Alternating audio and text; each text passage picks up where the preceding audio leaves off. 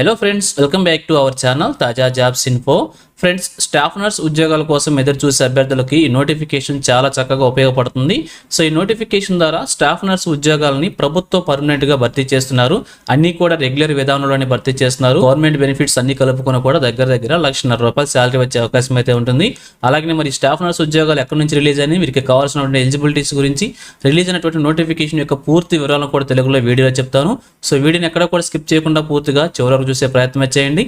ముందుగా వీడియోకి ఒక చిన్న లైక్ చేసి సపోర్ట్ చేయండి ఫ్రెండ్స్. మీరు చేసే ఒక చిన్న లైక్ ద్వారా ఇటువంటి మరిన్ని జాబ్ అప్డేట్స్ మీ ముందు తీసుకురావడానికి చాలా ఎంకరేజ్మెంట్గా ఉంటుంది.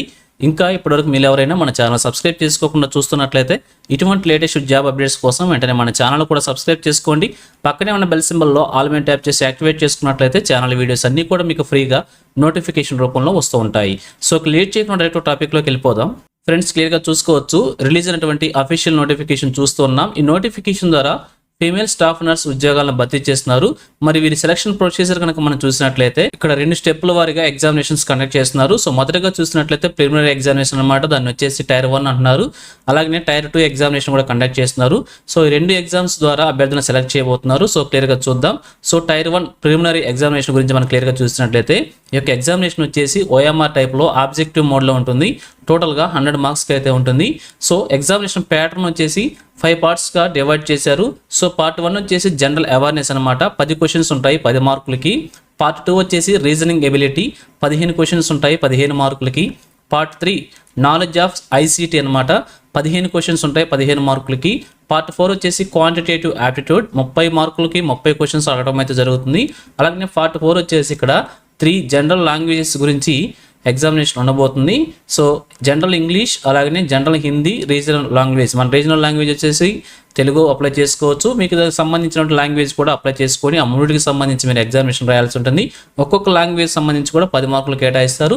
సో 3 లాంగ్వేజెస్ కలిపి 30 మార్క్స్కి 30 క్వశ్చన్స్ అడగడం అయితే జరుగుతుంది. సో ఈ విధంగా 100 క్వశ్చన్స్కి 100 మార్క్స్కి 2 అవర్స్లో ఎగ్జామినేషన్ అయితే రాయాల్సి ఉంటుంది. ఇది ప్రిలిమినరీ ఎగ్జామినేషన్ సంబంధించినటువంటి ఎగ్జామినేషన్ ప్యాటర్న్ అనమాట. అలాగే ప్రిలిమినరీ ఎగ్జామినేషన్లో క్వాలిఫై అయిన అభ్యర్థుల్ని, మంచి మార్కులు మెరిట్లో వచ్చినటువంటి అభ్యర్థులను షార్ట్ లిస్ట్ చేస్తారనమాట. ఒక్కొక్క పోస్ట్కి 10 మంది చొప్పున 1:10 రేషియోలో షార్ట్ లిస్ట్ చేస్తారనమాట టైర్ 2 ఎగ్జామినేషన్ కోసం. సో ఈ టైర్ 2 ఎగ్జామినేషన్ వచ్చేసి ఆబ్జెక్టివ్ మరియు డిస్క్రిప్టివ్ మోడ్లో 2 రకాలుగా కూడా ఉంటుంది. సో క్లియర్గా చూసుకోవచ్చు, అంతా కూడా మీ సబ్జెక్టుకు సంబంధించినటువంటి ఎగ్జామినేషన్ కండక్ట్ చేస్తారు. మీరు ఏదైతే నర్సింగ్లో చదువుకుంటారో ఆ సబ్జెక్ట్ మీదనే ఈ యొక్క టైర్ 2 ఎగ్జామినేషన్ అయితే డిపెండ్ అయి ఉంటుంది. సో క్లియర్గా చూసినట్లయితే ఇక్కడ ఆబ్జెక్టివ్ టైప్లో 40 క్వశ్చన్స్ అడుగుతున్నారు, డిస్క్రిప్టివ్ టైప్లో 15 క్వశ్చన్లు అడుగుతున్నారు. సో టోటల్గా 55 క్వశ్చన్స్ ఉంటాయి టైర్ 2 ఎగ్జామినేషన్లో. మరి వీరికి సంబంధించిన మార్క్స్ వచ్చేసి 40 క్వశ్చన్స్కి 40 మార్క్స్ ఉంటాయి ఆబ్జెక్టివ్ టైప్లో. డిస్క్రిప్టివ్ టైప్లో అడుగుతున్నటువంటి 15 క్వశ్చన్లకి 60 మార్కులు కేటాయించారు. సో టోటల్గా 15 4 60 అనమాట. ఒక్కొక్క క్వశ్చన్కి 4 మార్కులు చొప్పున కేటాయిస్తారు. ఇక 60 మార్కులు 40 మార్కులు ఆబ్జెక్టివ్ డిస్క్రిప్టివ్ 2 కలుపుకొని 100 మార్క్స్కి ఎగ్జామినేషన్ అయితే ఉంటుంది. 55 క్వశ్చన్స్ అడుగుతారు, 100 మార్క్స్కి ఎగ్జామినేషన్ రాయాల్సి ఉంటుంది. 3 అవర్స్ డ్యూరేషన్లో మీరు ఈ యొక్క ఎగ్జామినేషన్ కంప్లీట్ చేసుకోవాల్సి ఉంటుంది. సో టైర్ 2లో వచ్చినటువంటి మార్క్స్ని బేస్ చేసుకొని మెరిట్ లిస్ట్ ప్రొవైడ్ చేస్తారు. దాని ద్వారా అభ్యర్థులను సెలెక్ట్ చేయడం అయితే జరుగుతుంది. అలాగే వీరికి కావాల్సినటువంటి ఎలిజిబిలిటీస్ గురించి క్లియర్గా చూద్దాం. సో ఎలిజిబిలిటీస్లో మొదటగా ఏజ్ లిమిట్ చూసుకోవాల్సి ఉంటుంది. దాని తర్వాత ఎడ్యుకేషన్ క్వాలిఫికేషన్స్ గురించి కూడా క్లియర్గా చూద్దాం. సో క్లియర్గా చూసినట్లయితే ఇక్కడ జనరల్ కేటగిరీ అభ్యర్థులకు వచ్చేసి 35 సంవత్సరాల వరకు కూడా ఏజ్ లిమిట్ మనకి మెన్షన్ చేశారు. అలాగే రిజర్వేషన్ క్యాండిడేట్స్కి ఏజ్ రిలాక్సేషన్ కూడా ఉంటుంది. సో క్లియర్గా చూద్దాం. అలాగే ఆల్రెడీ ఈ సంస్థలో చేస్తున్నటువంటి అభ్యర్థులు ఎవరైతే ఉంటారో వారికి వచ్చేసి మ్యాక్సిమంగా 55 సంవత్సరాల వరకు కూడా ఏజ్ లిమిట్ ఇవ్వడం అయితే జరుగుతుంది. సో వీరికి వచ్చేసి అన్ని రిజర్వేషన్స్ కలుపుకొని కూడా ఏజ్ రిలాక్సేషన్ కలుపుకొని కూడా మ్యాక్సిమంగా 55 సంవత్సరాల వరకు ఇవ్వడం అయితే జరిగింది. సో జనరల్ కేటగిరీ అభ్యర్థులు ఎవరైతే అప్లై చేసుకుంటారో వారికి 30 సంవత్సరాలు ఇచ్చారు. వీరికి ఇంకా మిగిలిన రిమైనింగ్ అభ్యర్థులకి ఏజ్ రిలాక్సేషన్ కూడా ఉంది. సో క్లియర్గా చూద్దాం. అలాగే వీరికి కావాల్సినటువంటి ఎడ్యుకేషన్ క్వాలిఫికేషన్స్ వచ్చేసి రెగ్యులర్ విధానంలో BSc నర్సింగ్ చేసినటువంటి అభ్యర్థులు ఎలిజిబిలిటీ అవుతారు. అలాగే పోస్ట్ బేసిక్ BSc నర్సింగ్ చేసినటువంటి అభ్యర్థులు కూడా అప్లై చేస్తారు. సో GNM నర్సింగ్ తర్వాత పోస్ట్ బేసిక్ విధానంలో BSc నర్సింగ్ కంప్లీట్ చేసినటువంటి అభ్యర్థులు అప్లై చేసుకోవడానికి అవకాశం కూడా ఉంటుందని చెప్పి మనకి ఇక్కడ తెలియజేస్తున్నారు. అయితే వారికి GNM నర్సింగ్ విభాగంలో ఇక్కడ క్లియర్గా చూసినట్లయితే RN రిజిస్ట్రేషన్ ఆఫ్ నర్సింగ్, అలాగే రిజిస్టర్ ఆఫ్ మిడ్ వైఫ్ అనేటువంటి ఈ యొక్క సర్టిఫికేట్స్ 2 కూడా ఉండాలని చెప్పి, అలాగే ఏదైనా స్టేట్ కౌన్సిల్లో రిజిస్ట్రేషన్ చేసుకుని ఉండాలని చెప్పి కూడా క్లియర్గా మెన్షన్ చేస్తున్నారు. సో ఎవరైతే అభ్యర్థులు రెగ్యులర్ విధానంలో BSc నర్సింగ్ చేస్తుంటారో వారు ఎలిజిబిలిటీ అనమాట. అలాగే పోస్ట్ బేసిక్ విధానంలో అంటే GNM నర్సింగ్ తర్వాత పోస్ట్ బేసిక్ విధానంలో BSc నర్సింగ్ చేసినటువంటి అభ్యర్థులు కూడా అప్లై చేసుకునేదానికి ఎలిజిబిలిటీ అయితే ఉంటుంది. సో అలాగే వీరికి ఎక్స్పీరియన్స్ కూడా మెన్షన్ చేశారు. 2.5 years వచ్చేసి మినిమం 50 బెడెడ్ హాస్పిటల్లో వర్క్ చేసినటువంటి ఎక్స్పీరియన్స్ ఉండాలని చెప్పి క్లియర్గా మెన్షన్ చేశారు. సో వీరికి కావాల్సినటువంటి ఎడ్యుకేషన్ క్వాలిఫికేషన్స్ ఈ విధంగా ఉన్నాయి. సో అలాగే రిజర్వేషన్ క్యాండిడేట్స్ కి ఏజ్ లో రిలాక్సేషన్ కూడా ప్రొవైడ్ చేశారు. సో క్లియర్గా చూసినట్లయితే ఎస్సీ ఎస్టీ క్యాండిడేట్స్ కి 5 years, ఓబీసీ క్యాండిడేట్స్ కి 3 years చొప్పున, అలాగే ఫిజికల్ హ్యాండిక్యాప్డ్ పర్సన్స్ కి జనరల్ కేటగిరీ అభ్యర్థులకి 10 years చొప్పున, ఎస్సీ ఎస్టీ క్యాండిడేట్స్ కి 15 years చొప్పున, ఓబీసీ క్యాండిడేట్స్ కి 13 years చొప్పున కూడా ఏజ్ లో రిలాక్సేషన్ ప్రొవైడ్ చేశారు. అలాగే నోటిఫికేషన్ వచ్చేసి మనకి EMRS staff selection exam ESSE 2025 తరపున ఈ యొక్క నోటిఫికేషన్ అయితే రిలీజ్ అయింది. ఏకలవ్య మోడల్ రెసిడెన్షియల్ స్కూల్స్ లో స్టాఫ్ సెలక్షన్ లో భాగంగా ఇక్కడ మనకి ఈ ఉద్యోగాలన్నింటినీ కూడా భర్తీ చేస్తున్నారు. ఇవన్నీ కూడా అభ్యర్థులకి, ఈ క్వాలిఫికేషన్స్ ఉన్న అభ్యర్థులకి చాలా ఇంపార్టెంట్ జాబ్స్ అనమాట. సో ఒక్కొక్క దానికి సంబంధించి కూడా ఒక్కొక్క నోటిఫికేషన్ రిలీజ్ చేసినా కానీ చాలా బాగా ఉపయోగపడుతుంది. అయితే ఇవన్నీ కూడా ఒకే స్కూల్స్లో భర్తీ చేస్తున్నారు కాబట్టి అన్నింటికి సంబంధించి ఒకేసారి నోటిఫికేషన్ రిలీజ్ చేశారు. ఇక్కడ ఉన్నటువంటి పోస్టులన్నిటికి కూడా ఏ పోస్ట్ తీసుకున్నా కానీ సపరేట్ క్వాలిఫికేషన్స్ అయితే ఉంటాయి. సో క్లియర్గా చూసుకోవచ్చు. టీచింగ్ స్టాఫ్లో ఉద్యోగాలకు సంబంధించి ఇక్కడ అభ్యర్థులు ఎంతగానో ఎదురు చూస్తూ ఉంటారు.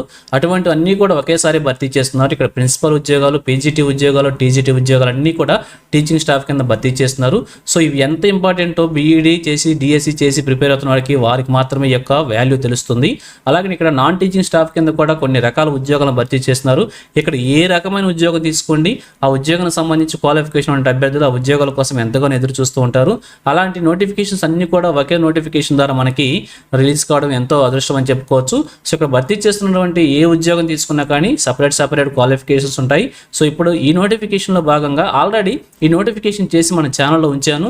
సో చాలా తక్కువ మంది చూశారు, తక్కువ మందికే రీచ్ అయింది. ఎందుకు అలా జరిగిందో నాకు అర్థం కాలేదు. అందుకే ఈ యొక్క ఫీమేల్ స్టాఫ్ నర్స్ ఉద్యోగాలు చాలా ఇంపార్టెంట్. చాలా మంది కూడా నన్ను కామెంట్ సెక్షన్లో అడుగుతూ ఉన్నారు కాబట్టి ఈ యొక్క ఉద్యోగాల గురించి చేస్తూ ఉన్నాను సెపరేట్ వీడియో. ఇక్కడ భర్తీ చేసిన ఉద్యోగాల్లో ఇంకా మీరు ఏ ఉద్యోగం గురించి తెలుసుకోవాలనుకున్నా కూడా సెపరేట్ వీడియో చేసి మేము తీసుకొస్తాను. కామెంట్ సెక్షన్లో తప్పకుండా అడగండి. పోస్టులన్నింటినీ కూడా కేటగిరీ వారీగా కూడా మనకి ఇక్కడ డివైడ్ చేశారు. సో క్లియర్గా చూసుకోవచ్చు. ఇక్కడ ఫీమేల్ స్టాఫ్ నర్స్ సంబంధించి టోటల్గా 550 ఖాళీలను అయితే భర్తీ చేస్తున్నారు.